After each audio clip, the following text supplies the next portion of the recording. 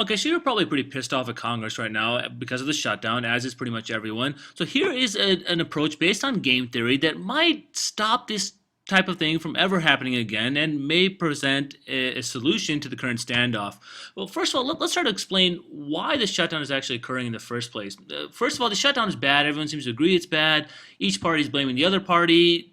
But at the same time, you'd think that they would be able to work out a compromise, so to speak. If everyone agrees it's a bad idea, then why the hell is it actually happening? The answer really comes to game theory. There's mutual political incentive. Now, let me go ahead and explain it like this.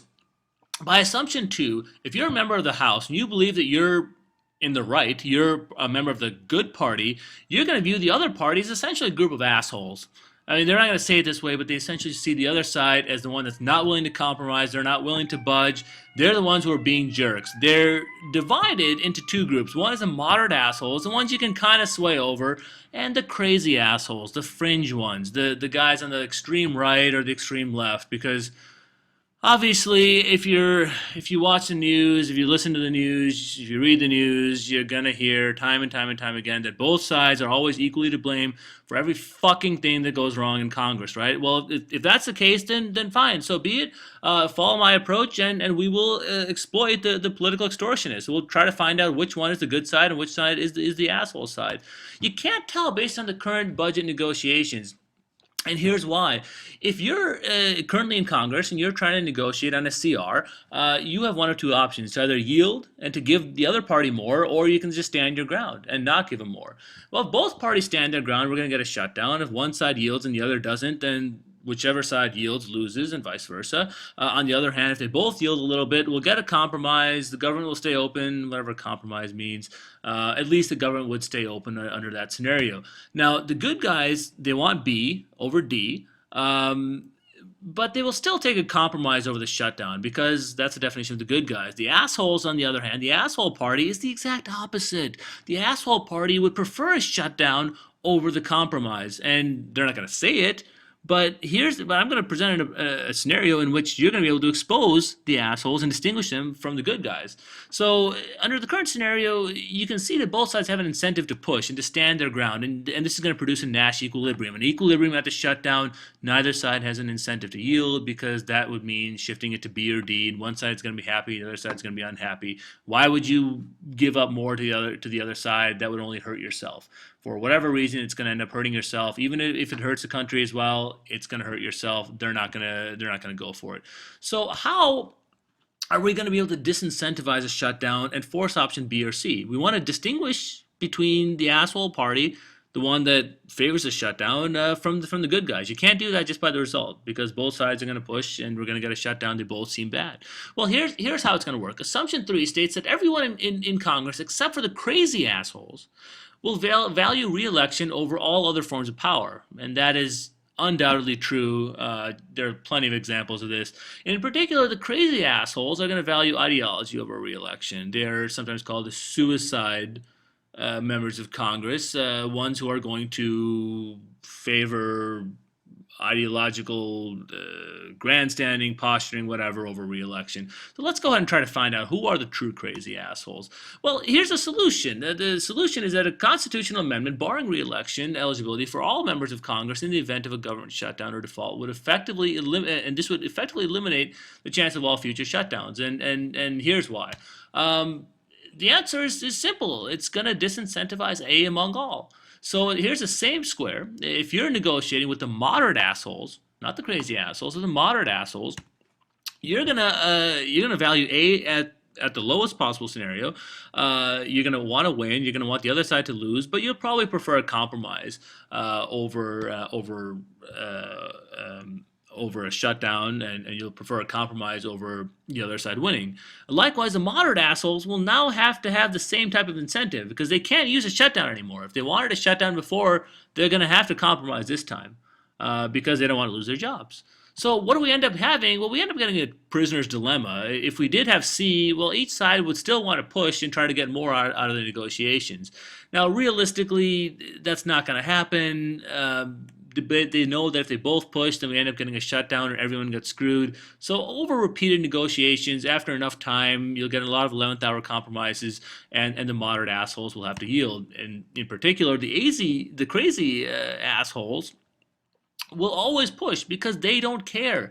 In their minds, re-election comes second to pushing whatever political agenda they want, no matter how crazy it may sound. So for them, D is greater than A, and A is greater than C, and C is greater than B. So no matter what, they always want to push. It doesn't matter what else. A and D beat out B and C, so they're always going to push. Well, then that simply means that the asshole party is going to have to make a very difficult decision here. Particularly the moderate assholes would now have to split off from the crazy assholes. They would have no incentive to join the crazies who favor ideology to re-election, and they would be forced to compromise with or just give up everything with the good party. And the exact outcome would depend upon who's a better negotiator. But the fact of the matter is very clear. They would have to force a split among the asshole party, and we would never again have a shutdown. Now, look, you're probably going to look at this and say, well, what the hell? I mean, a constitutional amendment, is this thing realistic? Is this actually going to pass? It requires two-thirds majorities. That just sounds like some pointless crap. This isn't going to happen. Well, here's an alternative solution. Can you imagine if one party simply announced public support for this amendment and said, look, I'm willing to put my political life on the line for the sake of this country. I am willing to support an amendment that will bar my own reelection in the event of a shutdown. Even if I didn't cause it, even if I tried my hardest, I'm willing to give up my job for this country. Can you imagine the response? The country, especially right now, would go crazy in favor of whoever says yes to that. But now notice the bind that the assholes would be put into. The assholes could not say yes to this because if they did, the amendment would pass, and then, in particular, the crazy assholes would become marginalized. They would no longer have leverage anymore. And the good guys would win by the proof I just gave before. Well, that's great for the country. That seems to be great for pretty much everyone except for the assholes. But on the other hand, if the asshole moderates said no, or if the asshole crazies said no, well, then they're going to have to expose themselves to the entire country and look like political extortionists because that's what they are. So by saying yes, you screw yourself because the amendment passes. By saying no, you look like an asshole. So under any scenario, the good party is going to win by supporting the amendment. Now, what if we get option C? If nobody yields, then fine, so be it. Then they're all going to look like assholes, and then maybe these accusations of false equivalency maybe aren't quite as valid as we thought. In that case, we're just going to have to put more and more pressure on Congress, and we can say that at least we tried.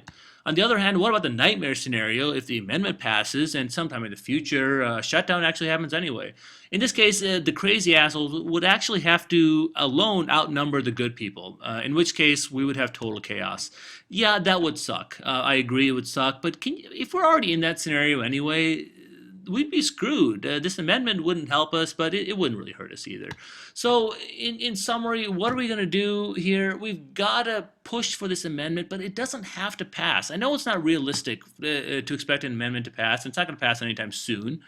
But the mere threat of it, can you imagine the political fallout that the asshole party would have by publicly stating its opposition or ducking questions and saying, no, we're not going to support this, or we don't have an opinion about this?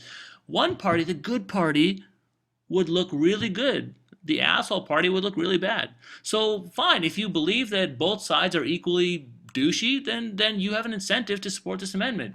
If not, if you believe your side is a good side and it's the other side that's the political extortionist, then you also have an incentive to sign this petition calling for this amendment. So you really don't have much of an excuse not to sign this petition unless you are blatantly, admittedly following the assholes. So in that case, it's up to you. But for everyone else, you have an incentive to sign this thing. This is a petition. It's gotten over 200 recommendations on Facebook, and nearly 200 letters have been sent out to members of Congress as well as to the president. So this will take just a couple of minutes of your time. Go ahead and send it out. Get this thing done. Now, on the other hand, if you believe that this is just not going to work, if you think that this is idealistic, then fine, so be it. But then don't sit around on your ass and complain that nothing's getting done. This is a democracy. So let's start acting like it. If you don't like this approach, then offer something that might be better. And I'd be happy to join you if you can come up with a better solution than the one I've just come up with right now. Good luck.